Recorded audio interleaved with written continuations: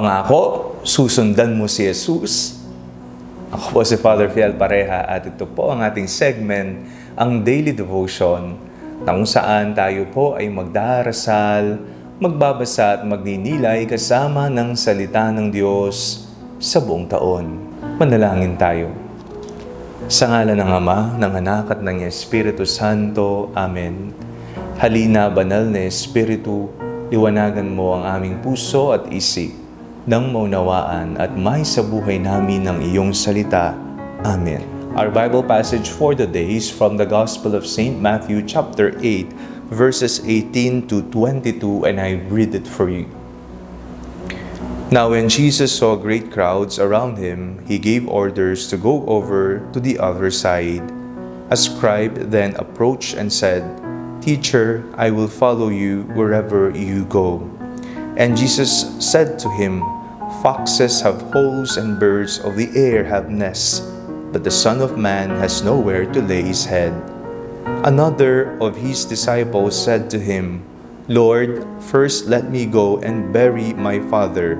But Jesus said to him, "Follow me, and let the dead bury their own dead." Sa iyong pagsunod kay Jesus, hindi naman po nangangahulugan na mawawala na lahat ng problema mo. Magiging hayahay na ang buhay. Di po ganon. Sa katunayan, naging makatotohanan ng ating Panginoong Jesus sa mga gustong sumunod sa Kanya. Sa ibang panig ng ating Biblia, mababasa natin, you need to deny yourself, carry your cross daily, and then follow me. At sa ating binasang ebanghelyo ngayong araw na ito, napakinggan naman po natin ang mga would-be followers of Jesus. Gustong sumunod kay Jesus, pero maraming kondisyon. Pero mayroong rason. No? Teka lang po, Panginoon, ililibing ko pa ang aking magulang. Teka lang po, Panginoon, pupunta muna ako sa parang at iba pa. May kondisyon sa pagsunod kay Jesus. Isa pong hamon sa nais sumunod kay Jesus na isuko ang lahat sa Kanya. Let us always pray to the Lord for the grace of surrender. Pagsuko, yung tipong sasabihin mo sa Panginoon, "Lord, kayo na pong bahala sa lahat. Ibibigay ko po ang aking puso, ang buong pagkatao, ang buong sarili sa iyo. Kung ano man po ang mangyayari sa aking buhay, kayo na po ang bahala. Kayo na po ang bahala sa aking pag-aaral, kayo na po ang bahala sa aking trabaho, kayo na po ang bahala sa aking pamilya, kayo na po ang bahala sa aking mga kaibigan.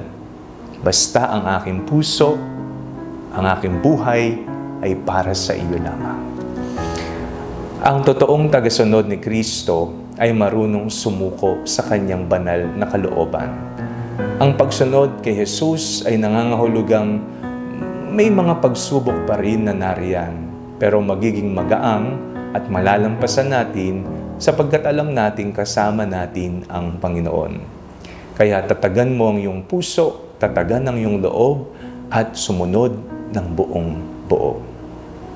Pangako, manalangin tayo. Panginoong Jesucristo, biyayaan niyo po ang aming buhay ng isang pagtalima na taos sa aming puso at buong buhay na pag-aalay. Amen. Sa ngalan ng Ama, ng Anak, at ng Espiritu Santo. Amen. Huwag po ninyong kalimutang i-like ang video ito.